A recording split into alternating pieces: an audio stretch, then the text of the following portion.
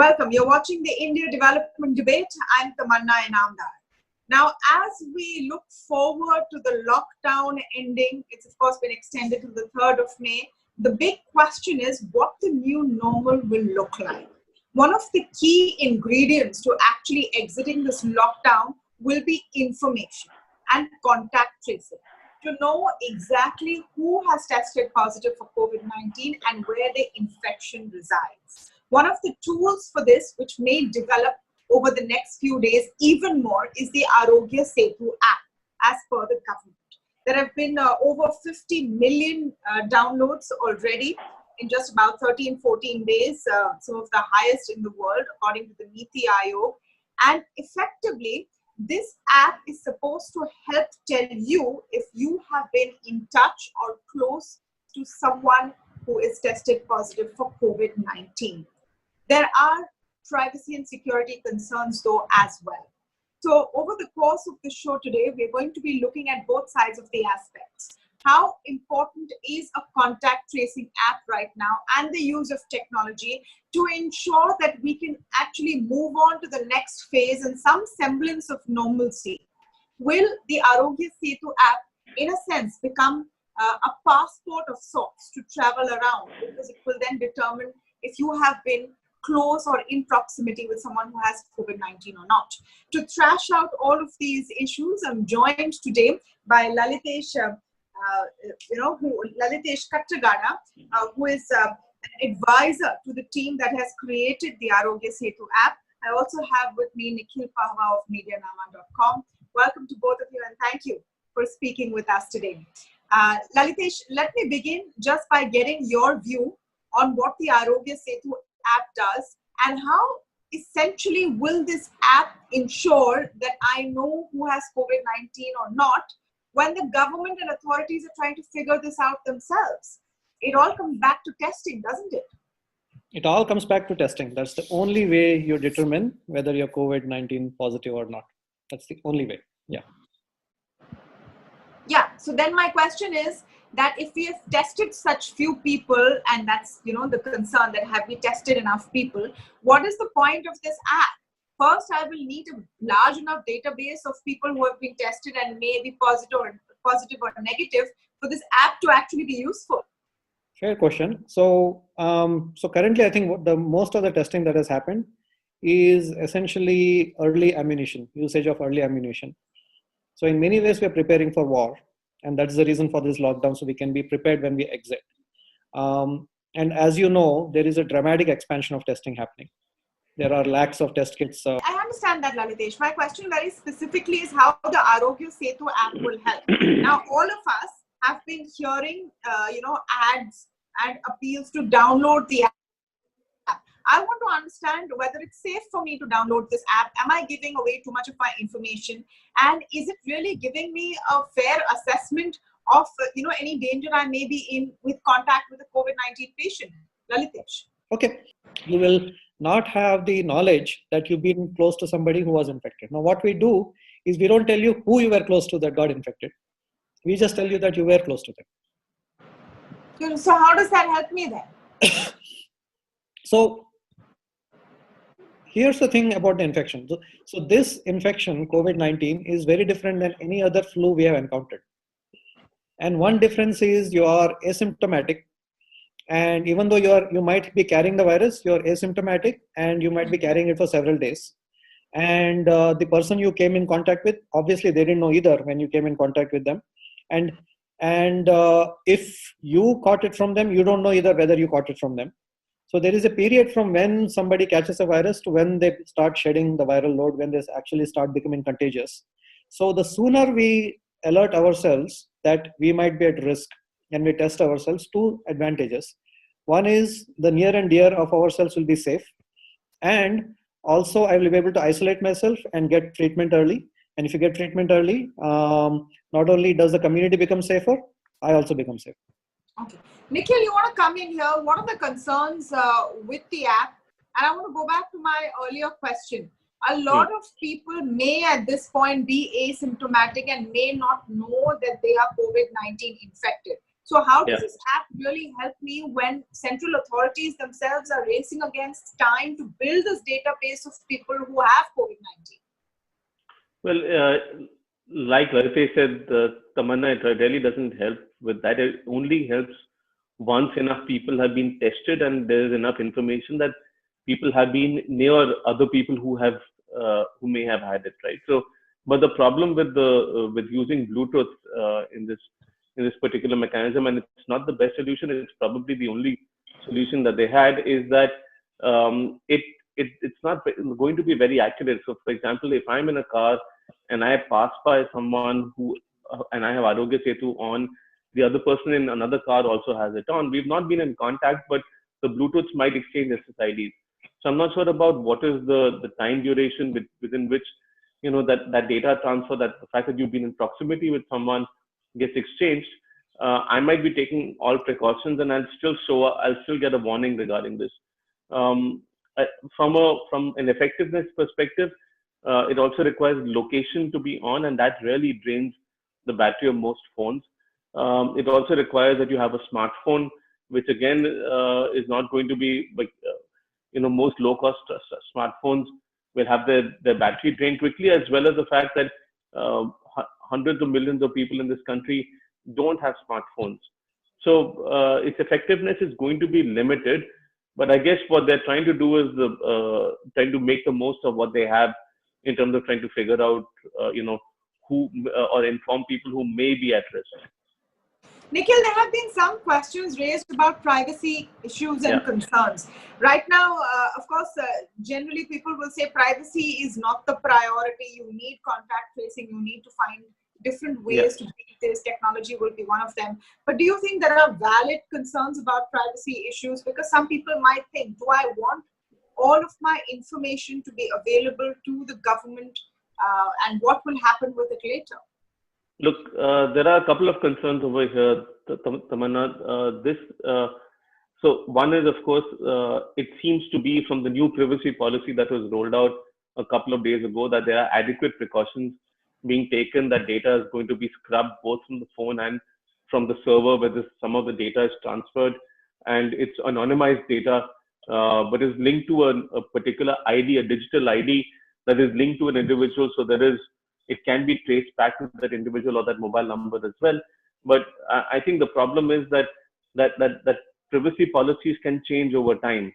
And when you have an install base of 50 million people, then you can change the privacy policies later, that many global companies, including Google and Facebook, have done to their advantage. So the government can possibly extract data in the future once they have that install base. There is no time limit and there are no limitations that are in place for the running of this app at this point in time, or how it's going to evolve in the future. And that's a big concern. Let's be very clear. Any app that notes down or documents your location, whether it's all the time or every 15 minutes, or the fact that it notes other devices that you have been in contact with, is a violation of privacy. What we are trying to balance over here is the privacy of an individual versus the health of an entire population. It's a very tough choice to make. And I guess at this point in time, we don't have a better option, but we do need more transparency from the government. This app has not been open source. It can't be tested by independent researchers, even though I believe there have been audits done. And so we need the government to be a little more open about how it's proceeding with things. Like even the privacy policy was changed without a notice to the users. And even though the privacy policy itself said that when it changes, users will be informed. So we need more accountability in place over here. My last fear is that what we are seeing, what I'm hearing about, is that in certain districts, this app is being mandated for people. And this is a very Aadhaar-like situation if you think about it, right? Where you're forcing people to install an app again and not giving them the choice about whether to do it or not. If your privacy is being violated, you should.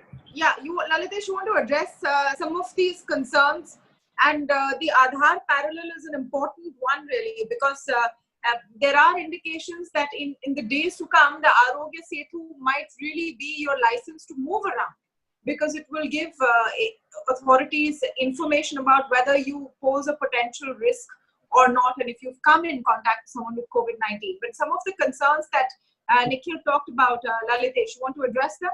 Yeah, actually, I want to commend Nikhil for his comments. He's one of the more thoughtful people I know. So let me actually address the system concerns he had, then the privacy concerns. So one of the things we are doing is, Nikhil is right, the battery can be drained if you collect GPS too often. So we are not these days collecting it every 15 minutes. Our test showed initially we were collecting every 5 minutes. So the early versions were draining the battery.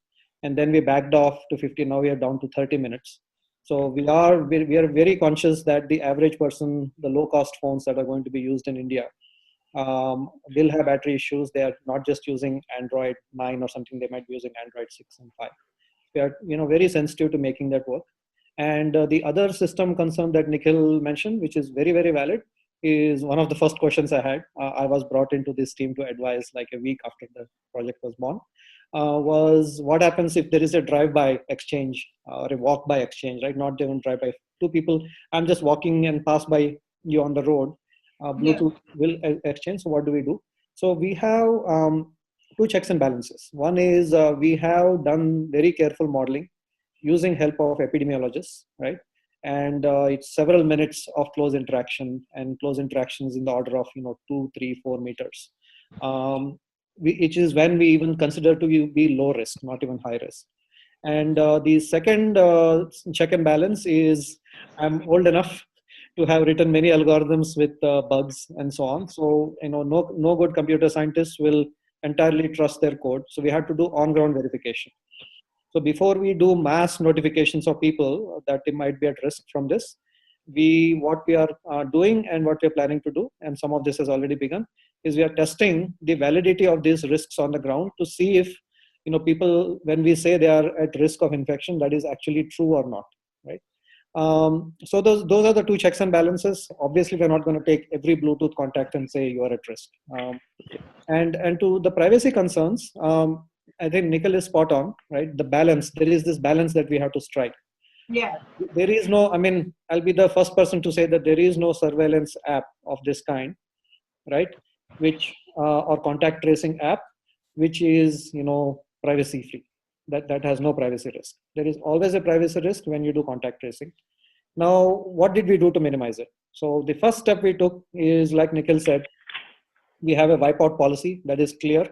The second step we took is unlike if you actually he took examples of Google and Facebook, so I'll take their examples. If you look at their privacy policies, they talk to you about what data they're collecting. They very rarely talk about what purpose they are going to use it for. And there's always an escape clause saying we might use it for these and other purposes, right? And in the new privacy policy we rolled out, because there is no intention to use it for any other purpose, we said we will only use it for COVID-19 and nothing else. We, as in the government, will, right? And that's a very important constraint. So does it say this explicitly, Lalitesh? I need you to reiterate that this data will be used only for COVID-19. Does it say so in the terms and conditions, and this cannot be changed? Absolutely. That is what it says. And the other thing, like Nikhil said, it says that this will be wiped out in 30, 45, 60 days, depending on whether you are completely free of infection, you are at risk, or you are infected, right? So it says that. And the other thing, there is the final check and balance is the computer science that has gone behind. So what we do is, there is absolutely no reason, if you're fighting COVID-19 with this, for everybody's information to be sent to the government cloud. Right? So we only send information to the government cloud of this very small number of people who are either, infected, as in they've been determined to be infected by an ICMR virology test, not by any other means, and people who are considered to be extremely high risk, right? Where there is either self-declared saying, look, I've been in touch with the patient, or based on contact tracing, where the bar is very high. You have to be within 2-3 meters and many minutes and so on, right? And that will come down to less than 2% of the downloads, maybe even 1%, depending on how many people download, right? So less than 1 or 2% of us who use this app, our information will ever get to the cloud server, except for, of course, self-assessments we take, and only those self-assessments where you're showing some risk, you're shown symptoms and so on. for data mining. We put it into the cloud, and that is also used anonymously. That is not used, with de-anonymization. Okay. So those are the checks and balances we have put in place. And having said that, and the final check and balance, if you will, is that we are and continue to be a free society. And we have people like Nikhil, even though I know him for many years. It is good to have these checks and balances where we have these lively debates. It's very, very important to make sure that we are treating our citizens' information with respect. And yes. I don't work a couple of things. So one is, I don't know about the reports of this being made mandatory, but what happened with Aadhaar is that the use became so widespread that after a point, it didn't really matter whether it was mandatory or not. You had to have it, to access basic services. It was as simple as that. So do you envision a situation, and this has come up before as well, where Aarogya Setu, post the lockdown ending, when it does, will sort of become like a passport for authorities to know that you are safe to travel if you need to take a flight or a train or a bus from one state to the other, or to out of the country, or to travel to any place? Right. So I think, Tamanna, that's a very good question. I'm not the policymaker. I don't know the answer to that. But it is possible that even without the authorities saying so, the transportation systems, the airlines and so on might start asking for it, just because it is one more level of safety. Now, I think there is a sunset, right? The sunset of it is two things. One is, if I'm not moving out of my house, of course I don't have to have the app. And that's not a real answer, because many of us need to move out. The older people won't, but many of us need to move out. And the other answer is, this is purely for this crisis, right? And when we get inoculations and vaccines and so on, this ends, right? Now the balance is as follows, right? We do not want, the horror story is, we do not want a New York or a Italy and the Spanish situation to develop in India, right? Yeah. And all of this work is to guard ourselves against that. And we are a country which is far less in terms of means and the ability to fight infections than the West in terms of sheer financial power. We have very smart people, as smart as anybody else, but our financial means are less. So we have to be very careful to make sure that our curve remains flat. So even if all of us have to use it, given the constraints that I mentioned, where less than 1 or 2% of us, only when we are at risk and getting isolated, the information is downloaded, and that too, and that is very clear that everybody knows that it will be downloaded in that situation. The risk, I believe, for our own private lives is very, very low. Okay. We will have to wait and see how this pans out. Tamanna? Yeah. A couple of things. Firstly, the policy. The policy can still be changed by the government 15 days, 20 days, 30 days down the line, and the purpose limitation can be changed at that point in time, and that's a real risk. There can be a scope creep. We've already seen UPI payments for PM cares to be added to the same app. We're seeing e-passes being added to the app. There can be an increase in the scope. It's not, the app won't just be for self-testing and for sharing data. There is no option in this app still to delete your account. You can delete the app, but the option to delete the account is not there, even though it's mentioned in the privacy policy. This app is not open source, so it can't be security tested by independent researchers. Okay. And lastly, it is being forced from what we are hearing. So these are all significant concerns, and I think the government needs to address them.